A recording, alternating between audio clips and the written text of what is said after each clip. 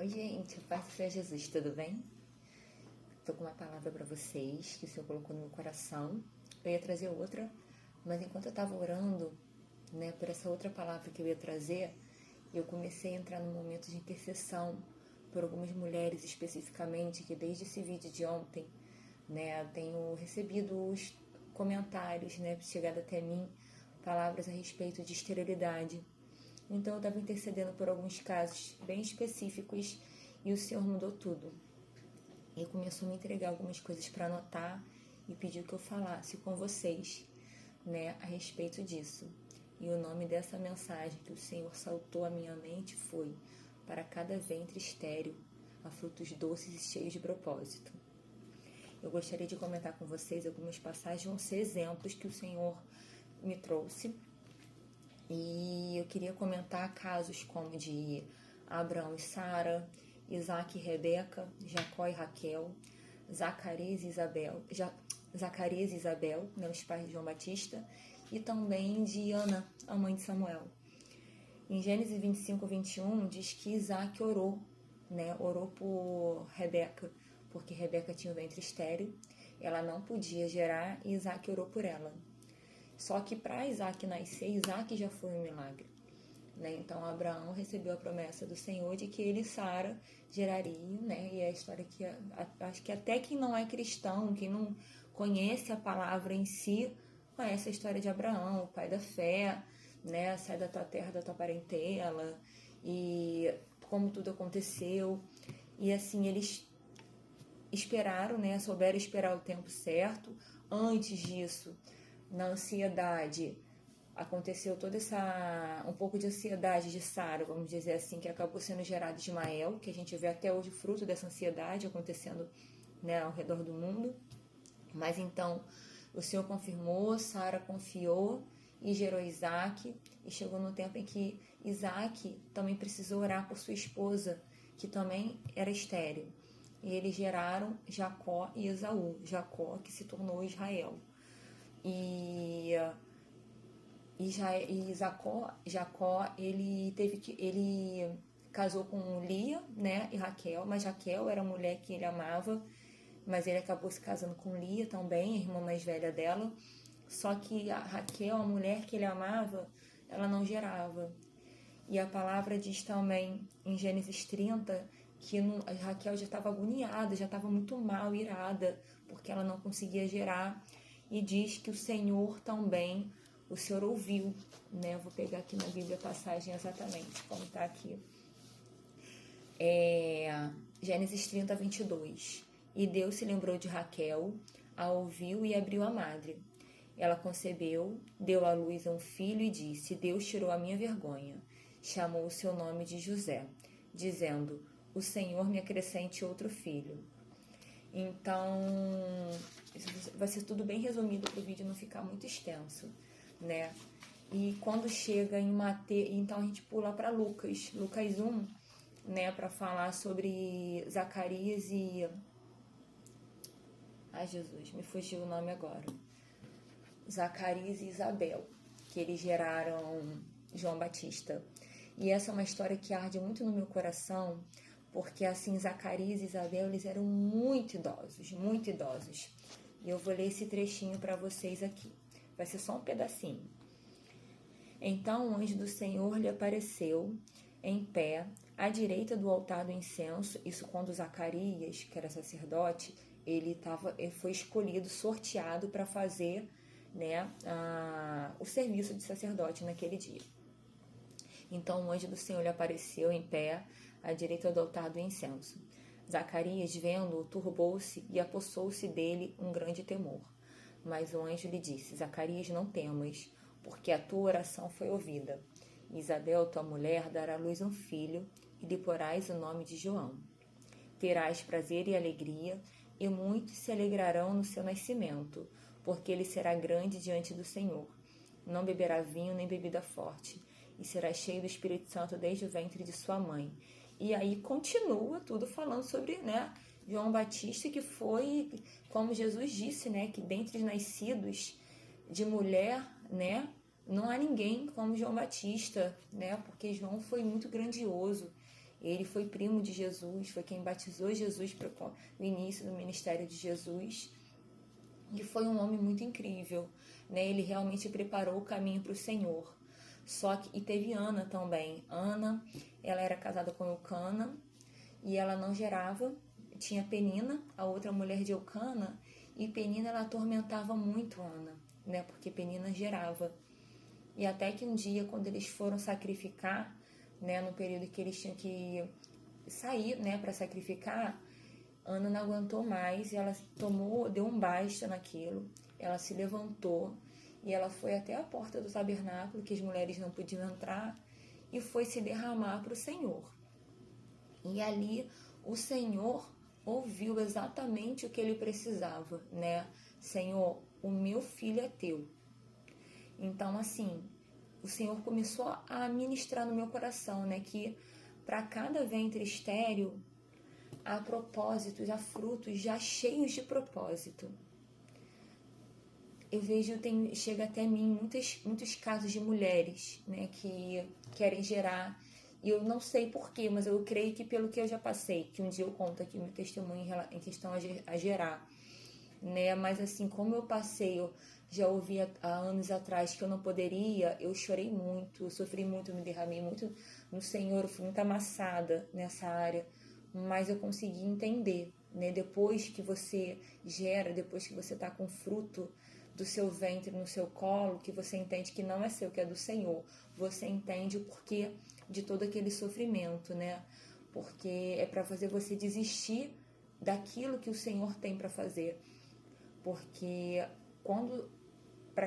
em cada área estéril nossa, isso pode ser na questão de gestação, para mulheres que não conseguem gerar, mas o Senhor ministrou também ao meu coração sobre áreas estéreis da nossa vida, não só em mulheres, também em homens, vida financeira, vida matrimonial, mulheres que desejam se casar e têm uma esterilidade e não conseguem, né, encontrar um parceiro ideal, homens que desejam casar, constituir uma família, mas também é difícil encontrar uma esposa, segundo o coração do Senhor, área financeira, área ministerial, ou até mesmo conflito com filhos, netos, seja como for, sabe?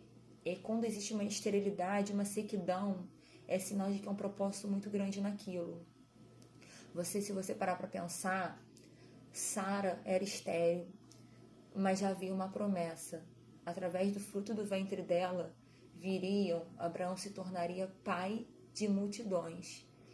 E Isaac se casou com uma mulher que daria continuidade, escolhida por Deus. Rebeca foi escolhida por Deus para Isaac. E através do fruto do ventre dela, ele daria continuidade à promessa do Senhor, mas ela era estéril, então ele precisou orar por aquilo. Através do ventre de Raquel, viria, né, também José, que foi o primeiro governador do Egito, que foi o homem que a gente ouve falar, incrível, que foi a história de José.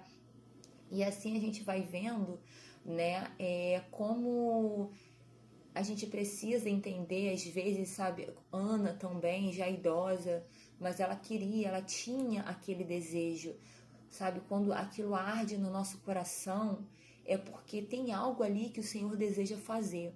O espiritual, ele se comunica com o físico, ele se comunica com a gente. E se a gente estiver sensível ao que Deus deseja nos comunicar no espiritual, ele quer dizer, olha, aqui já tem um fruto cheio de propósito, mas se o seu ventre ainda está estéril, se levanta, vai orar mais um pouco, me pergunta, pergunta ao Espírito Santo, me pergunta Senhor, como eu devo orar, o que eu estou orando errado. Ana, por exemplo, num momento em que ela não aguentava mais, foi um momento em que ela se levantou e falou, chega, Senhor, eu não aguento mais, eu quero, se o Senhor me der um menino, falou claramente, se o Senhor me der um menino, eu não vou cortar o cabelo, não vai beber vinho. E Ana foi e falou, ele vai ser teu.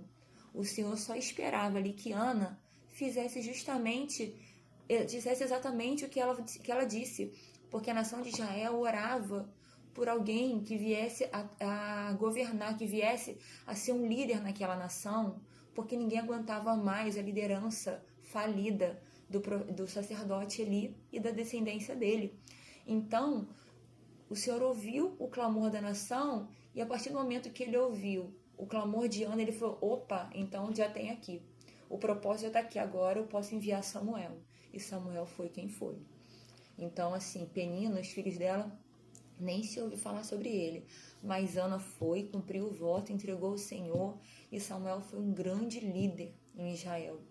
Então, assim, Isaac cumpriu o propósito, Jacó cumpriu o propósito dele, e hoje a gente vai vendo, né, como as coisas acontecem na nossa vida. Se tem uma sequidão, mas se o seu coração anseia por aquilo, se o Senhor permite que você veja, que você deseje, se você vê que vem do céu para você, mas ao mesmo tempo você fala, por que o Senhor me deixa ter essa vontade e eu não consigo? É porque um propósito é muito grande, o fruto é muito doce.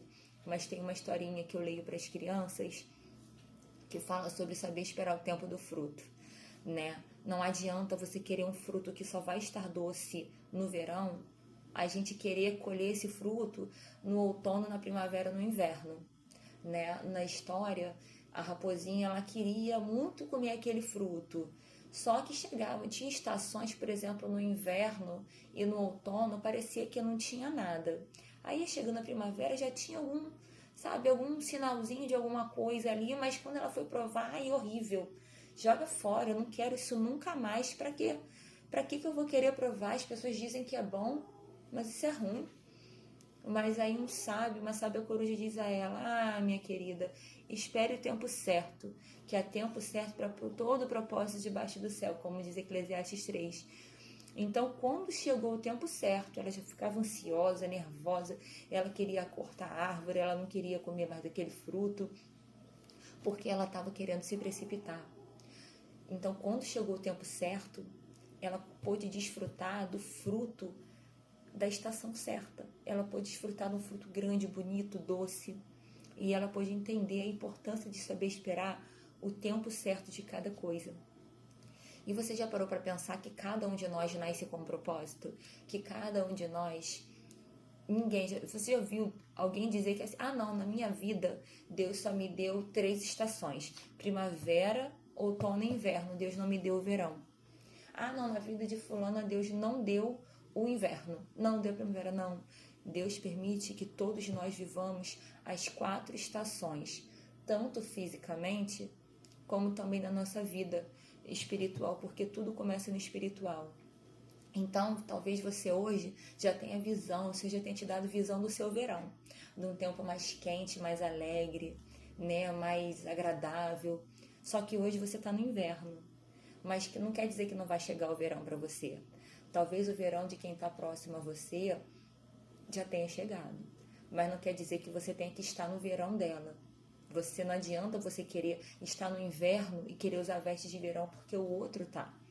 Tudo tem o seu tempo. Há tempo tá para todo propósito debaixo do céu. Mas para mim não tem. Tem sim. Se tem propósito, tem tempo. Então, às vezes, o que falta é você se posicionar numa forma de você orar, numa forma de você entregar, de você falar, Senhor, pela minha força eu não tenho mais o que fazer. E o Senhor vai fazer. Se Ele te deixou sonhar, é porque Ele quer te dar. Seja uma família, seja um casamento feliz, seja uma restauração no casamento, na vida de um filho, de um neto, né? Seja um trabalho abençoado. Às vezes hoje a sua vida, o seu trabalho está muito difícil. Senhor, eu quero sair desse lugar. Mas se o Senhor ainda não deixou, é porque ainda tem fruto doce para você entregar naquele lugar.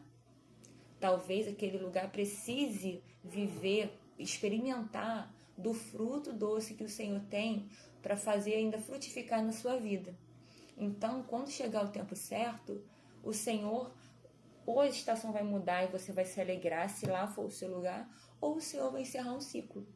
Seja em relação a amizades, às vezes a situação fica difícil, mas Deus tem propósito em tudo. Ora ao Senhor, o Senhor traz as pessoas certas, Ele tira as pessoas erradas, o Senhor restaura relacionamentos, o Senhor faz acontecer aquilo que é bom, porque o Senhor não tem prazer na nossa tristeza, Ele tem prazer na nossa alegria. Então, se é bom para nós, se nos dá alegria, se Ele nos deixa sonhar, Ele quer fazer com que a gente viva. Então, desfruta, ora, fala, Senhor, onde eu estou errando? O que falta eu entregar? Falta eu entregar mais jejum? Falta eu entregar mais leitura da palavra? Falta eu entregar mais coisas que estão tirando o meu foco do Senhor? O que eu preciso fazer? Se eu cheguei até aqui, se você está ouvindo essa palavra, não é à toa. É porque o Senhor tem muita coisa fazendo na sua vida e que o inimigo ele quer fazer você achar que está seco, que você não vai viver. Mas em nome de Jesus você vai viver, porque no espiritual já está tudo pronto. O fruto já está lá. Nesse ventre estéril aí, nessa esterilidade, nessa área estéril na sua vida, já tem um propósito pronto para se cumprir. Só falta você, às vezes, entregar algo a mais, para que o Senhor venha, mas eu já entreguei tudo, já fiz tudo. Talvez para você, mas para o Senhor às vezes falta alguma coisinha a mais ainda. Espera mais um pouco, ora mais um pouco, jejua, faz um propósito. Tem sempre algo que a gente possa fazer a mais para fazer, para que possa assim despertar, não para mudar a Deus, mas para a gente ser transformado, para a gente se preparar mais para aquilo, para esse propósito que o Senhor tem para nós. Nenhuma forja é desnecessária. O Senhor nunca nos forja além do que Ele tem a nos entregar. Porque para cada propósito a gente precisa ser forjado de maneira diferente. Para cada estação é uma veste diferente. Então, se você foi forjado numa área até aqui, mas se você tem algo novo para você viver na sua vida, não adianta, aquilo que você tem já não vai servir mais. O Senhor tem que te capacitar com vestes novas, armaduras novas. Entende o que eu estou te dizendo? Então, que o Senhor seja contigo, que você frutifique, que você seja próspero em tudo o que você fizer. Que a sua madre seja aberta, que o Senhor coloque a pessoa certa na sua vida, tire as pessoas erradas, que o Senhor coloque o seu foco nele, que você consiga tirar toda distração, tudo aquilo que rouba o primeiro lugar do Senhor na sua vida, que tudo isso caia por terra e que toda mentira do inferno seja calada na sua vida, que você tenha tanta paz, tanta intimidade com Deus e tanta paz no seu espírito, aquela que só o Espírito Santo pode dar, que você consiga ouvir de perto que o Senhor tenha te direcionar e que todo ruído seja repreendido agora pelo poder que há no nome e no sangue de Jesus. Ser fértil, ser próspero, ser frutífero, e eu creio que em nome de Jesus você vai gerar e vai testemunhar a alegria e a bondade do Senhor, em nome de Jesus. É o que eu tenho a dizer nessa tarde, a declarar sobre sua vida, sobre a sua casa, sobre a sua família, sobre o que você tem a viver. Que Deus te abençoe. E se essa palavra falar com você, curte, compartilha, né? Deixa aí um joinha para que possa chegar a mais pessoas, tá? E que Deus te abençoe. Um abraço.